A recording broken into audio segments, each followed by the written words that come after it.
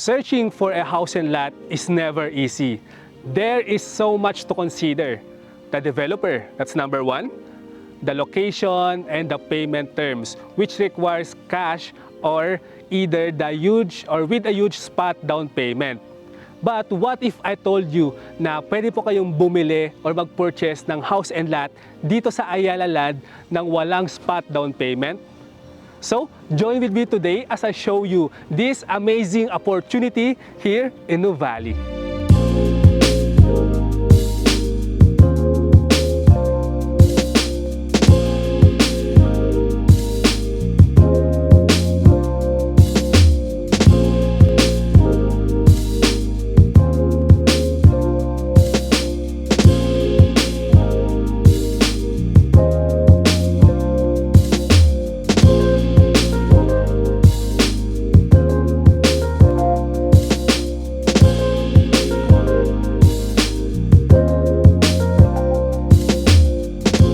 Guys, good morning. This is Renz Pagiligan, the Estate Savvy, your trusted property specialist in this house. For today's vlog guys, I will show you one of the houses na we offer dito sa Nuvali na pwedeng no spot down payment. But before that, let me share with you a few details about our newest community, Crisela Nuvali. So, Crisela Nuvali. Crisela Nuvali is our newest pre-selling community dito sa Nuvali. It is located in Nuvali South. Guys, for the actual location of Crisela from the starting point of Nuvali, I will attach na lang po sa ating description yung ating latest na Nuvali Estate Drive Tour. Tsaka andun din po sa ating drive tour yung mga major updates dito sa Nuvali. So better to watch it guys. For the category, Crisela Nuvali is belong to the estates category.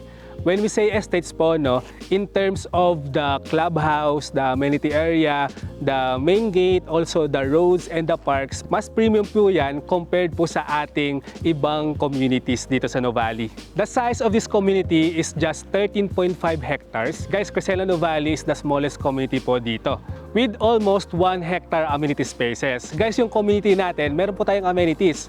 Meron po tayong clubhouse, adult and kiddie pool, indoor gym, multipurpose hall, meron din po tayong basketball court, play park, paw park, also meron po tayong landscape park na kung saan po tayo pwedeng mag-picnic, and yung greenway. In terms of its elevation, Crisela Nuvali is located at the highest peak of Nuvali guys, from 200 up to 225 meters above sea level. Ganyan po siya kataas. Also sa taas ng elevation natin, mahangin na po sa area at medyo malamig na po dito. And also sa taas ng elevation natin, magkakaroon po tayo ng magagandang views of nature. Laguna de Bay, Mount Makiling, Tagaytay Ridge, tsaka po ng greeneries. The turnover of this community is on the 4th quarter of 2028.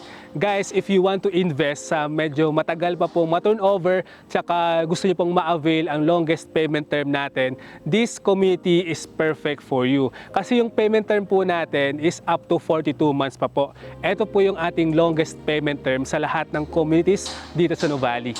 So, that's it for the details of our newest community, Crisela Nuvali. Tara, let's check naman po the houses na we offer dito sa community na to.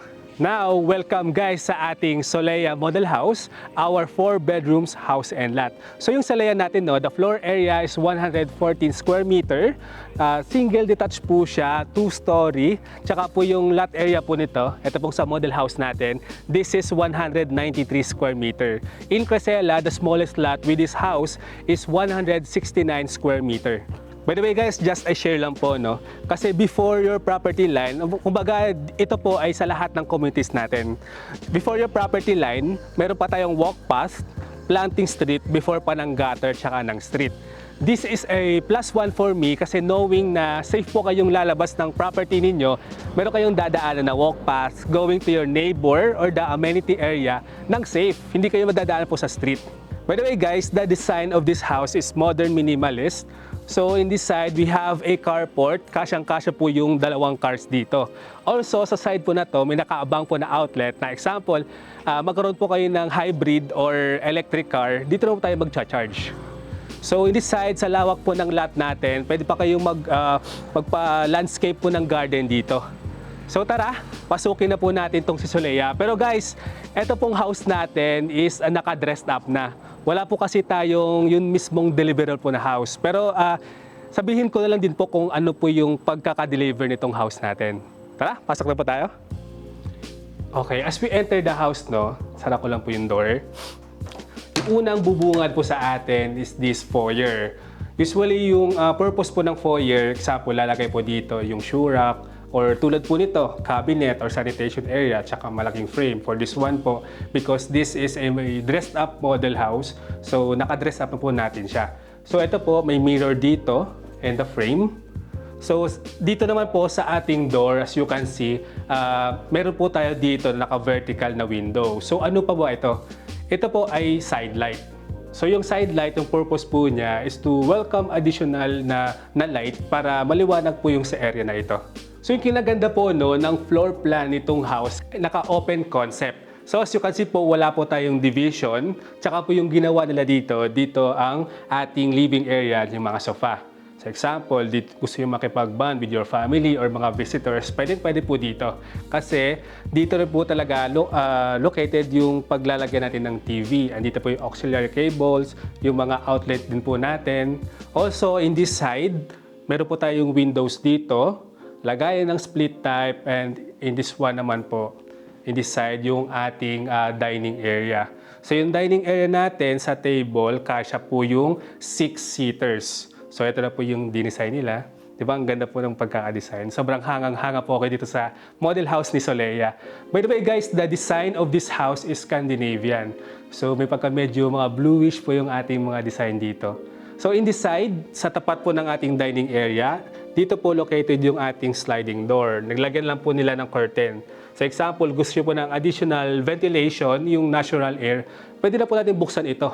Tsaka ng additional light para hindi po tayo laging nakadepende sa ilaw, mas makalis po tayo ng power consumption. So in this side, naglagay din po sila ng cabinet dito. Tsaka ito po is the type of spandrel or yung stock room natin na example, meron kayong mga walis, dustpan, vacuum. Dito na po natin ilalagay para hindi po siya nakakalat sa bahay, wala pong eyesore. Ito po yung kind of zero wastage space na dito po sa ilalim ng stairs, nilagyan po natin ng stock room. So, welcome po to sa ating kitchen. Yung ating deliverable is this kitchen countertop, pati po yung ating lower cabinet. Yung haba ng kitchen countertop natin from here to here, ganyan po siya kahaba. Tsaka ang kinaganda po sa kitchen natin, meron na po tayong windows here. Tsaka po yung ating outlet, naka GFCI outlet na. Ano po ba yung purpose nito? Siyempre dahil nasa kitchen, prone siya sa water or sa oil. Pag once na mapasukan yan, for our safety, magsha-shutdown po yung power sa area na ito. So for the improvements, ito po yung ginawa nila. Naglagay sila ng range po dito, pati yung mga cabinets, di ba? It is a good idea na ganito pala kaganda pag nilagyan ng cabinets. Hanggang dyan po siya. So dito po yung ating 2-door fridge. Okay. So before po natin puntahan yung ating bedroom, labas po tayo muna sa service entry. Kumbaga, kinagandahan din po ng merong service entry kasi example, meron po kayong mga groceries or mga pinang-shopping, dito na po kayo papasok, hindi na po dun sa main door. Lalo kung may mga visitors po tayo. So tara, labas po tayo. So paglabas po ng ating service entry, no, ang lawak pa po ng lot natin. In this side pala guys, sa lawak po nito, pwede pa tayong maglagay ng dirty kitchen. So aside po sa kitchen natin sa loob, dirty kitchen dito. Tsaka dito sa likod guys, dito po located yung ating laundry area. Bakit? Dahil andito na po yung para sa tubig natin, may nakaabang na po dito. Also, ito pong outlet natin, naka GFCI na rin po. Siyempre, laundry area, prone sa basa. Once mabasa, shutdown po yung power dito sa area na to for our safety. Tara, balik na po tayo sa loob. So, pagpasok po natin ulit sa bahay, no, sarado ko lang. Sa front po ng kitchen, dito naman po located yung ating first bedroom dito sa ground floor. Ito po yung kinagandahan na example, meron po kayong senior or person with disability na hindi na po sila aakit sa taas, meron na po tayong sariling bedroom sa baba. So yung size po nito, kasyang-kasya po, full double up to queen. Depende po sa pagkakalagay po ninyo. Pero for this type of room, yung in-improve po nila or mga nilagay is another room lang siya. Yung nilagay po lang dito is sofa bed, tapos mga for study area or working area. Okay, so after po ng ating ground floor bedroom, yung tabi po niya is yung ating common toilet and bathroom dito sa ground floor. So ito po, the deliverables, meron na po tayong lavatory, toilets, tsaka po yung ating overhead shower ng partition para sa shower. So pagkakit natin ng stairs, no, yan po, yung type of stairs natin, naka-wooden type siya, tsaka meron po tayong windows po dito. Nilagyan po natin ng blinds. Tara po, kita tayo. So, as we go up, as you can see po, no, meron po tayo ulit na windows dito, tsaka windows po doon. Nilagyan lang po natin ng blinds. Kinaganda po ng design po ng house na to, no, kasi dinesign siyang para maging maaliwalas yung bahay. Na example, gusto niyo pong mas makatipid ng power consumption, open na lang po natin itong mga windows natin. And sa pagkakit po natin, ito po yung bubunga din sa atin, itong flex area. So, ganito po siya kalapad, guys, yung in-improve nila, ginawa nila dito is naglagay ng mini study area. Ayan po. So sa hallway natin, naglagay din po dito ng cabinets. And ito po yung ating second bedroom. So in this bedroom, obviously naman po, no, pambabae po itong bedroom. Ayan po. Obviously din na ano po siya, fan po siya ng K-pop. Ayan po. So nilagay po nila dito, double na kama, then study area, tsaka cabinet po dito. Pero kasyang-kasya po yun up to queen. Yan po. So, meron po tayong windows doon, naka-corner. Tsaka, ito po yung lagayan natin for the window type aircon. Tara, punta na po tayo sa ating third bedroom. Dito na po tayo sa third bedroom. And obviously, panglalaki naman po ito, no, na mahilig sa soccer. So, po, naka-double na kama. Also, yung windows po niya, naka-corner din. So, you will be having two views. Dito po yung kanyang study area, cabinet, and in this side, location po ng lagay ng window type aircon. So maluwag pa siya, pwede nyo pa siyang palakihan pa, up to queen size. Ganun po talaga yung size kasi malaki naman po yung kwarto natin. So dito naman po located yung ating toilet and bathroom, common toilet and bathroom dito sa second floor. So again, ito po yung mga fixtures na deliverable, tsaka yung overhead shower. Mga premium naman po ito na brand, so no need na pong palitan. I-improve na lang po natin, like lagyan po ng itong mirror, tsaka po ng partition for the shower, tsaka po dito, para hindi masyadong mabasa pag naliligo kayo. Now guys, this is our master's bedroom. Tignan po ninyo kung gaano po siya kalawak. So yung sa bed natin, as you can see, kasyang-kasya po ang king size. Naglagay pa tayo dito ng wooden cabinet, TV, tsaka meron po siyang mga lampshades sa both. So malawak pa po yung size niya. Also, we have your windows here, there, tsaka po yung sa ating balcony. So example, gusto niyo ng ventilation ng natural air, pwede po nating i-open na lang. The location pala ng window type aircon, dun siya ikakabit. And kinagandahan po noon ng master's bedroom dito sa Solea House kasi meron po tayong sariling toilet and bathroom na hindi na po tayo makikigamit sa mga common bathroom. So, same size lang naman po ito sa mga pinakita ko kanina. Also, same lang din po ng improvements. Yan po.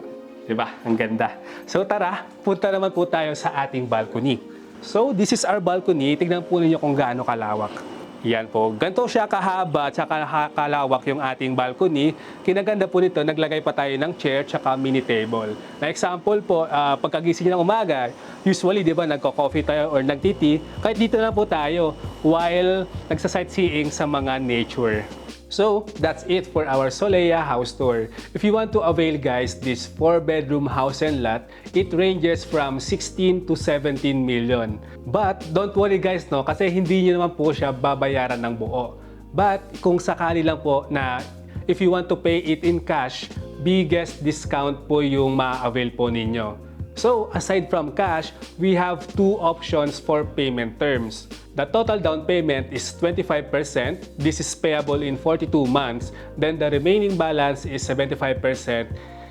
Either you will pay it in cash or bank financing. So, for the option 1, this is with 10% spot down payment. Guys, if you want to choose this payment term, meron po kayong discount din na ma-avail. Then the other 15% is payable in 42 months and the remaining 75% is due on the 43rd month. Now guys, eto na. If you want to purchase a house and lot na hindi po kayo maglalabas ng malaking spot down payment, the option 2 is the perfect payment term for you. Bakit? The whole 25% is payable in 42 months, no spot down payment, then the remaining 75% is due on the 43rd month na you will either pay it in cash or through bank financing. Guys, sobrang limited lang po yung mga house and lot na pwede po na no spot down payment. So if you want to secure one, just message me to my Facebook page, The Estate Savvy Property Specialist in Nuvali, or just message me to my Viber, WhatsApp, or iMessage at 0917-140-5564. Guys, now is the best time to invest in Nuvali habang manageable pa po yung prices. And here in Ayala Land Community, the top real estate developer in the Philippines. That's why I chose the developer over location. Bakit? Let's have an example. What was Makati before? You know Makati, right? Where many multinational companies, banks, embassies, luxury residences, and high-end malls are located. But again, what was Makati before? Makati was a swampland. Ayaw ng mga tao dito before. It wasn't the best location, but nung nakitaan ng potential ni Ayala at dinevelop ito, what did Makati become? It became the country's premier business and financial capital. Diba? Ganun kaganda ngayon si Makati. Also, Makati is now one of the best and one of the priciest real estate location in the Philippines. Ganyan po siya kataas po ngayon. So, once na bumili po kayo ng condo po dyan, parang bumili na rin po kayo ng house and lot dito. Let's have another one. What was BGC before? It was a grassland. Ano po siya? Dati rin po siyang army camp or military camp. Was it the best location? No. At nung na-acquire ni Ayala ang BGC area at dinevelop ito, ano ngayon ang BGC? Same with Makati, the best and one of the priciest real estate locations in the Philippines. So, is it the location? No, it is the developer. Gumaganda ang isang location pag dinedevelop ng isang Ayala Land. That's 100%. So, this is it. If you want to be updated in Nuvali, please do subscribe to my YouTube channel, The Estate Savvy, and kindly hit the notification bell. Also, meron din po tayong Facebook page. It is the Estate Savvy, your property specialist in Nuvali. So again, this is Renz Pagiligan, The Estate Savvy, your trusted property specialist in the South, here in Nuvali.